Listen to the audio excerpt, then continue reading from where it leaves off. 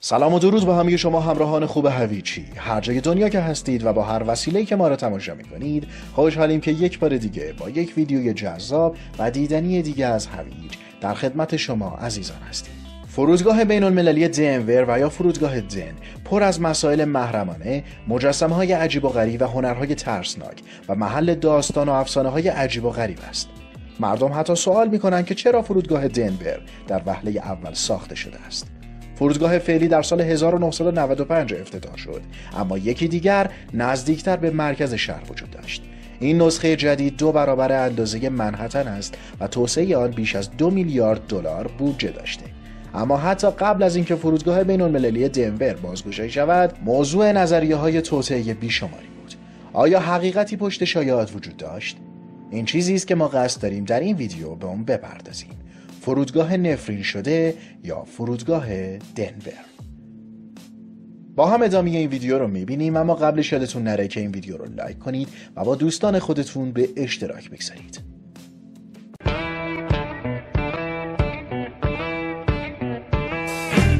جستجو سریع گوگل در مورد فرودگاه دنور داستان‌های متعددی را در این مورد نشان می‌دهد. بنابراین چیزی به وضوح در جریان است. قبل از اینکه به داستان‌های توطئه برسیم، ابتدا یک تور از داخل این ساختمان غول‌پیکر ترسناک ببینیم. این فرودگاه برای مجسمه اسب غول‌پیکر وحشتناک با چشمان آتشین و درخشان آن به ارتفاع 9.8 متر مشهور است.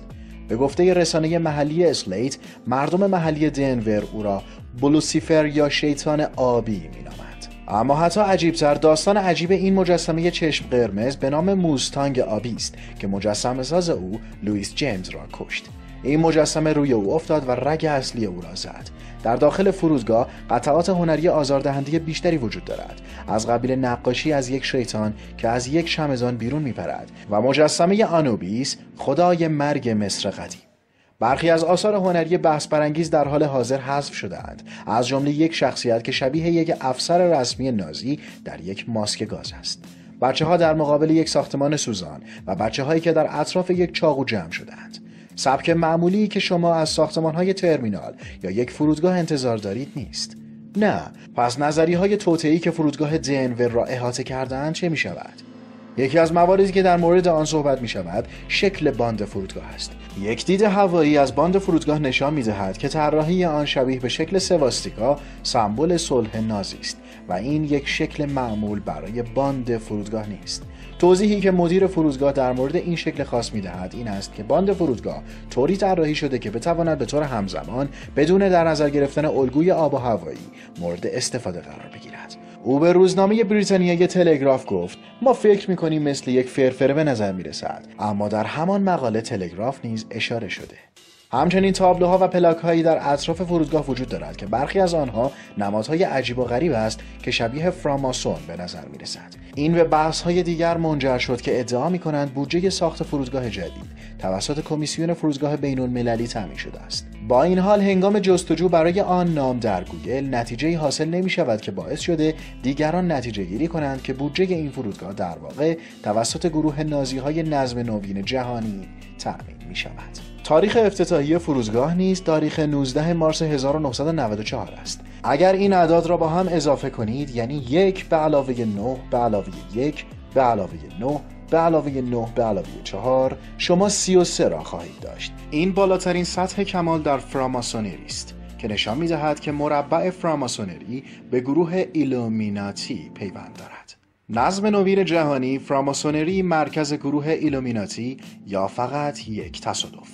این نظریه که فرودگاه مرکز ستاد ایلومیناتی است در سال 2010 در برنامه تلویزیونی جسی ونتورا تحت پوشش قرار گرفت. در حقیقت اینقدر در مورد این فرودگاه بحث شد که در نهایت در سال 2016 مدیرعامل فرودگاه کیم دی مجبور شد در پاسخ به این موضوع بیانیه‌ای بدهد. او گفت: چه به دلیل اندازه چشمگیر ما باشد یا زیرساخت گسترده و برنامه‌های هنری، فرودگاه بین‌المللی دنور مدت هاست که این شایعات گمراه کننده و ناراحت کننده را در اینترنت شنیده است. همچنین تعدادی نظریه درباره آنچه که در زیر فرودگاه وجود دارد بیان شده است. است. به گفته بازفید، یکی از کارکنان سابق ساخت و ساز فرودگاه ادعا می‌کند که چندین طبقه در زیر فرودگاه ساخته شده است که به گفته او این ساخت و سازهای عجیب در زیر فرودگاه دلیل عقب بودن برنامه ساخت و ساز فرودگاه بوده است. وی همچنین گفت که یک شبکه پیچیده از تونل‌ها زیر فرودگاه وجود دارد. این ادعاها توسط افراد دیگری نیز مطرح شده و منجر به نظریه‌هایی شده است. از جمله این که این طبقه‌های زیرزمینی پناهگاه‌هایی برای پس از آخرالزمان برای میلیاردرها و سیاستمداران هستند. نظریه دیگری ادعا می‌کند که اداره آژانس مدیریت اضطراری فدرال FEMA در زیر فرودگاه بین‌المللی دنور قرار دارد.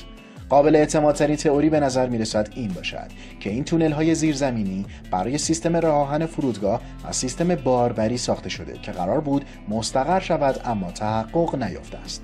بنابراین حقیقت پشت فرودگاه دنور چه چیزی است؟ نظریه‌های آنلاین و بسیاری در این مورد وجود دارد که خیلی از آنها با یکدیگر مخالفت می‌کنند. ما می‌دانیم ساخت و ساز بزرگ و گران قیمت است و لزوماً نیاز به این بزرگی وجود نداشت، اما لزوماً به این معنی نیست که چیز مرموزی در فرودگاه اتفاق می‌افتد.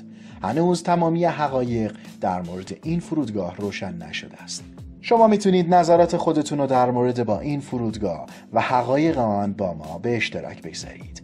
ممنون که با هویج همراه بودید. نظراتتون رو با ما در میون بگذارید و بگید چه مطالبی را بیشتر دوست دارید. یادتون نره که این ویدیو رو لایک کنید و با دیگران به اشتراک بگذارید. هویج هواتون رو داره.